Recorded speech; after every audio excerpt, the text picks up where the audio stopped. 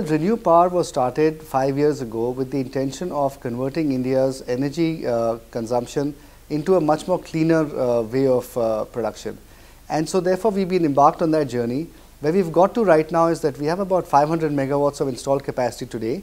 We have another 700 megawatts in construction, which should be ready in the next 6 to 9 months. And so we hope to cross 1,000 megawatts of installed capacity and hopefully be the first company in India that crosses that barrier in clean energy in the next few months' time. Well, there are quite a few problems right now that we have to deal with.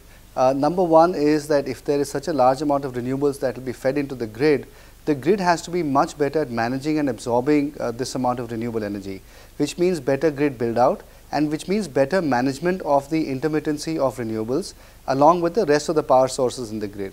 So I think that is an area where the government is already doing a lot of work, but certainly more work can be put into those areas. The second area is in terms of financing.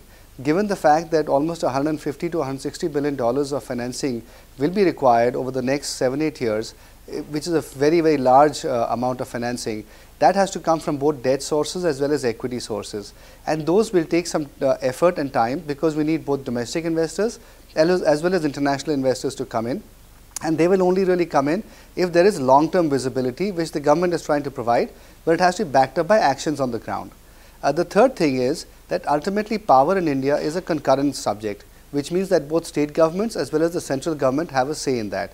As far as state governments are concerned, unfortunately, they have various constraints in terms of the financial health of the distribution companies, and those have to be somehow set right before in fact they are able to buy such a large amount of power and give financiers the confidence that the health of the credit off-taker will be such that they will be able to get paid on time.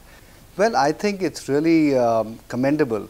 If you look at the targets that the previous government had set for solar was 22,000 megawatts by 2022, this government has increased it by 5 times to about 100,000 megawatts by the same time period. In addition, they set a target of 60,000 megawatts for wind and about 15,000 megawatts for the other renewables by 2022, which means that we will be well on our way to meeting our target of 15% of our total power coming from renewable energy sources by the year 2019, which is the target as per the National Action Plan for Climate Change, which was set by the previous government and is being carried on by this government. So I think in all, given the issues about India's power deficit, energy independence and climate change, I think from all of those factors, it is in fact extremely commendable that the government is really pushing forward on setting these targets and is actually coming up with policies that are meant to actually encourage more and more renewable energy coming into the grid.